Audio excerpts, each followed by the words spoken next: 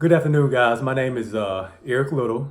I'm a teacher at Muscle Shoals High School, and today I'm going to be talking to you about analyzing student work samples from my ninth grade world history class.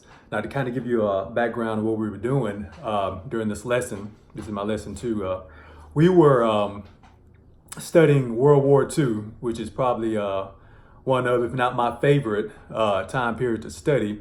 And the reason being is, gets the kids love blood and guts, make it point simple. And so they're really, really engaged during this time. And even my lower level students, they are engaged because they love action. You can talk politics and all the rest of the stuff about history all you want to, but it's the blood and guts that they're really attracted to. As far as what lesson two of our assignment called for, the performance-based assessment. Now in history, it's kind of tricky. Once again, history is so, you can't avoid lecturing in history. So not rarely, but not on a regular basis do we do performance-based assessments. And so when we do performance-based assessments, it's always in the form of something that I try to make fun for the kids. And once again, to make sure that they are engaged. And so one thing that we've done in the past is things like, in terms of war, for example, we may do propaganda posters. Things of that nature, or we may do poetry. But you can do any number of things with history as far as performance-based assessment. And the misconception is in history that you really can't do that, when that's the complete opposite. Now, what I chose to do for my class is do for World War II, and once again, because of this assignment and this particular assignment, we're talking about America's entry into the war as the war was going on, and how America was divided as far as our public support was for the war.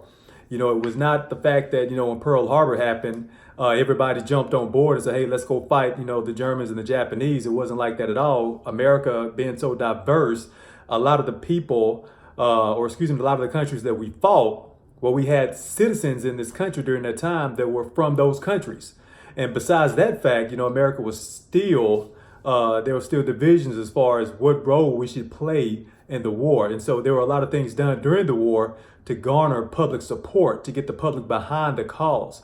And so I wanted the students to understand that, the misconception is, once again, to them, is the fact that when countries go to war, everybody's 100% involved in it. And that's not necessarily the case. So I really wanted my students, the goal of this assignment was to understand what it took to get the public support behind this war. And we did that in the form of making brochures, all right, to meet that goal. Now, once again, I wanted my students to really take ownership of this. I wanted my students to put themselves in the role of the government, and I gave them several examples that they could choose from. For example, recruitment of soldiers, war bonds, women working in factories to take the jobs, to replace the jobs of men. I gave them a number of different angles that they could choose to complete this assignment. And for the most part, a lot of them chose the recruitment angle, recruiting soldiers to come fight. But we did have I did have a variety of other options and also other choices that students chose. Now, one thing that the students did have to have prior knowledge of is the publisher software for the brochure. And it's really easier said than done. And the good thing about it, and in my lesson, I had built in time to kind of explain to them how to use the publisher software. And as I got into the lesson, to my surprise, a lot of the students had experience using that software. And it wasn't the fact that, I'm talking about Microsoft Publisher, by the way, and it wasn't the fact that, there was this class, I'm teaching ninth graders, so, this is the first year at the middle school. A lot of them hadn't had the access class that is taught here at the high school, and only so much is done at the middle school informed in the form of that. But anyway, the kids surprised me because, once again, a lot of them had experience using the software. And so as I began to teach how to use the software, a lot of the kids chimed in, and I kind of let them take over the lesson. And so I was very shocked, what I'm saying, that they were good at it, and they began to teach their peers things about, what they could do in terms of the different designs, the different elements that they can include with it. So it was kind of refreshing to see that, kids taking ownership of this. It kind of, gave me kind of a boost of confidence that they were actually gonna, do well in this project, which, for the most part they did. Now, some misconceptions that I thought, once again, I thought that they would not have knowledge of the publisher software. I thought that I was going to have to walk them through it step by step by step. And once again, I was proved completely wrong. And once again, I thought that one of my misconceptions is that they would just kind of breeze through the project. What I'm saying? It was kind of jot something down, blah blah blah, turn it in, and let that be it. And the quality of the brochures would not be good at all. And another one of my misconceptions was they would simply just use, just Google, Google World War II brochures or whatever, or pamphlets, print something out, bam, this is my work, I'm gonna turn it in. So those were all my concerns heading to this project. And I kind of wanted to keep my thumb on them to make sure that that was not the case at all.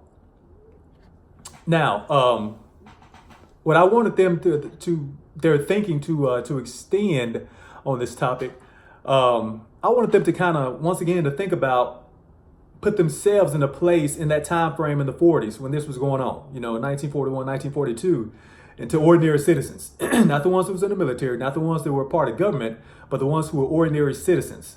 And what went into, training their minds, developing their minds, having their minds evolved into, supporting some particular part of the war.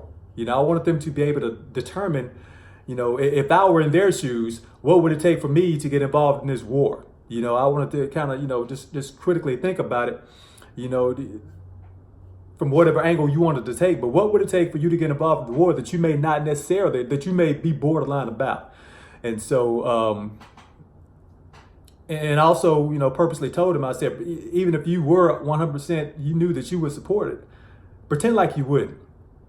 Pretend like, that you were not really on board with this thing and that you needed, something to kind of, to motivate you. Now, as far as my work samples go, and I picked three that I wanted to kind of be diverse and what and the samples that I chose. And so it's not necessarily worst to first, but just some things that I thought that three work samples that were different from the other two. Now I'm gonna start with the one that I thought was the best one. And I'm gonna hold it up so the camera can see.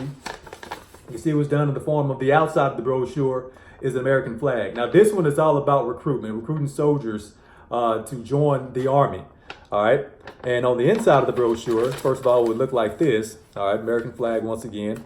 But on the inside of the brochure, all right, it has, of course, the famous Uncle Sam poster. Hey, I want you for the U.S. Army. All right. And that's pretty popular image in terms of our military recruitment. Now, one thing I'm gonna kind of hop back into one of the requirements that I had for them. I told them, the more detail you have, the better. I wanted them to, to have eye catchers. I wanted these to really mimic a real brochure, and I didn't want to tell them step by step what to do. But once again, I wanted them to put themselves in the shoes of somebody who had to produce one. All right. And on the flip side, once again, to put themselves on the side of somebody who was reading the brochure, what would it take to really grab your attention? And so I didn't want them to just take everything that I had per the gospel and just to do everything I tell them to do. I wanted them to be creative. I want them to develop it. I want them to think about what's it actually going to take to draw me in. So once again, going back to the one out of my best one out of the work samples once again, here's the famous Uncle Sam poster, America wants you, I want you, Uncle Sam, for the U.S. Army. They have a nice poem, all right, they put right in the middle. Once again, it's kind of inspirational. And over here, I thought, once again, this is the attention to detail that I really wanted to see in terms of this assignment. Because once again, in history, I think, for us performance-based assessments, the attention to detail in history is what you look for. To me, that's what you look for. And I explained to my students, I said, for example, we watch a lot of visuals, not a lot of movies per se, but a lot of visuals, a lot of videos. And I said, always look for the small things, because if you look for the small things and the small things are correct about the video or whatever visual we're watching, it could be a poster, for example, that we're reviewing. Did they get that right? And if they got the small things right, then you know that, everything else is going to be probably, historically accurate. So always pay attention to the detail of it. For example, if it's a movie, are the uniforms right? Is the lingo right? That's very important. That they use that type of language back then. I'm not talking about profanity, but I'm just talking about the way that they talked. But anyway, you have to really pay attention to detail to me. And when you're talking in terms of history, that's what you look for in terms of performance-based assessment. Now, once again, here, the attention to detail is, hey, if I'm recruiting you, all right, to hopefully join the Army, here's where you put all your information, And this student, they put all the relevant information, and you'll, if I zoom in right here, you'll notice it says nothing about, for example, in modern day terms, present day terms, you don't see anything about an email address. You see the basics, last name, first name, middle name, ethnicity, age, sex, address, phone, things of that nature. But you see nothing that we will call for during our present day and time. All right. And the only thing that I told this student as far as the feedback was, I said, give me something more. All right. Give me something more as far as the eye catcher than the American flag. All right. You can be as patriotic as you want to. But once again, give me something more in terms of, something that's going to make me pick up this pamphlet and open it up and see what it's about. All right. So that was my first student work sample. Here's my second one. All right. This student is selling Liberty bonds, all right, to people who are wanting people to buy Liberty bonds, I should say. All right, and here, of course, they have the Liberty bond. It's basically a poster. I'm zoom in a little bit. You open it up, and I thought something that they have pictures of Liberty bonds on the inside of it, and also they have a poster of Hitler. He's seeing that, the U.S. is selling war bonds, people are supporting it. So he's kind of, freaking out about that. But I thought that was, pretty good. And on the back, another poster in support of the war bonds. Now, one thing the student did not put, they're wanting you to buy these war bonds, but it doesn't give you any information as far as how to do it. So if you're just an ordinary citizen and you have no experience doing that, what's the first step do you take? Do you go to a bank? Do you go to a store? There needs to be some relevant information telling you exactly what to do in terms of how do I buy these war bonds. Now, as far as attention to detail, and that's also part of the detail I was looking for, but on the very back, they have a poster of weapons, all right, that the military uses. Now, the problem is with these weapons, a lot of these weapons, all right, are from our era. For example, you have the B-2, you have stealth bombers right here, all right, well, they obviously didn't have that during World War II. And so when this student produced that, they didn't think about that stuff. And all these weapons right here are post-World War II. They had none of these weapons. And so the intent is good, but that's the type of attention to detail that I'm looking for, all right? That is something the students should have really thought about, all right, when they were putting together their pamphlet or their brochure. Now, the last work sample that I'm going to show you is a little bit controversial, and I'm glad it was because it was a great opportunity, great teaching moment for me, and I look for teaching moments in my classroom because you can't create them. You have to take advantage of them when they present themselves. All right, so right here, all right, and this is the one you really don't know what it's about at first glance. And so right here, this is the famous picture that was taken on the island of Iwo Jima, fought in the Pacific. And so it's one of the most iconic photos of World War II. All right, now, and if you open it up, all right, you read they have a kind of an inspirational quote. On this side, they have the Japanese code of Bushido, and that's the kind of the death before dishonor code that was kind of drawn up by the samurai back in the day. But anyway, they have that. Now, first of all, the brochure, I'm not exactly knowing what it's asking me to do. It's obviously anti-Japanese, of course.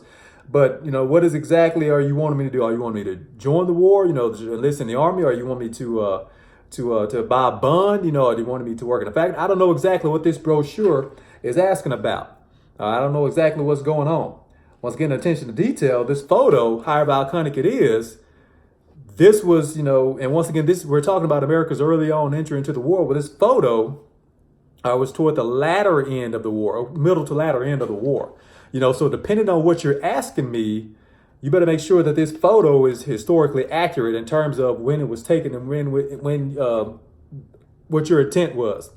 Now, the controversy was none of that. The controversy is this right here. All right, it says, if you can hone in a little bit, jab your necks. We'll finish the job. All right. Now, back in the 1940s, this was acceptable. That's how America, I mean, there's a lot of things, however ironic, that was going on back in those times that were different. And I know some of the same stuff is going on now, unfortunately, but, things were different back then. And so what I wanted this particular student and also the rest of my class to understand was, this is just an assignment, yes, but you also have to think about the times that we are living in. What's acceptable to us? This was, acceptable back in the 1940s. And in some households, it may be acceptable now. However, we're not in those households. All right. You got to know the audience that you are a part of. And so this is completely unacceptable as far as, you making it in our case, in terms of an assignment. You have to think about those type of things. And I know, and this student, this student's a little bit immature. This student, in fact, he's one of the, if you read what's in red, he said, he had kind of the Let's Make America Great Again. This was not done in the 1940s. And so you're making it more about now than you are back then. You kind of took the assignment and ran with it. And so this student right here, this kind of, totally, completely, just kind of, I'm not going to say messed up the assignment, but this was not what I was asking for. All right. And once again, I use it as a teaching moment, to kind of get him to understand that, this is not acceptable in today's terms. Saying I understand the intent of it. However, back in the 1940s, yes, it probably would have been used, but for our purposes, you can't do that. Because what if we, in this particular class, I don't, but I have in the past. What if I had, a child in my class that was of, Japanese, ethnicity? What if it offended you? You wouldn't want that. So you got to know, the crowd that you are a part of. But those are my work samples. Now, what it revealed about each student, the best one, for example, this kid's always a classic overachiever, and they kind of overthought things a little bit, I thought. They could have, once again, put more graphic into it. This kid right here, once again, she was good. Just think about, once again, the weapons used. And once this kid, I told you, of course, was my immature child. Of course, I would do this assignment again. I really enjoy, kind of, doing new things in my classroom. I don't like to always do the same things constantly. So anytime we can break away from the monotony of whatever we're doing, it's always a great thing, especially when I give the kids the chance to be creative. And I think doing those brochures, the kids have a chance to be creative. One thing that I would, want them to do in the future, if we chose to do this assignment, whatever assignment we chose to do, is I want it to be totally you. A lot of these pictures that were on the graphics, that were on these brochures, these were Googled, obviously. They were Googled, they were copy and pasted. Well, in the future, and that's on me, that's my fault. I got to realize that I have to really hone in the fact that I want this to be 100% you, what you would do. Even the pictures, we live in this technological age. You can get on any program on a computer, and you can design something. You can design a picture, you can put a slogan on it, but I want it to be totally from your brain and not from, some web page that you found, But if I had to do it all over again, I would really stress that fact, but in my defense, and it is no defense at all, I told him, differently that, hey, I want you to really focus on the fact that what would it take to get you to do whatever the pamphlet is or brochure is calling for you to do, But anyway, in the future, I really want to emphasize that also, but also the students' creativity in the future. And also something I thought would be particularly fun is if I carry the brochures to a different class and I would say, hey, all right, if I presented you guys with these brochures, which one do you like best? Which one would give you the opportunity or motivate you to do what the brochure is calling for you to do? You kind of vote on it, kind of give them an incentive for the brochure that had the highest number of kids who said, yeah, I like that one. All right. But anyway, give them an added incentive to really put their best forward into, after meeting all their goals. But anyway, that's something that I would probably do differently. Thank you once again for your time, and I hope you guys have a wonderful evening.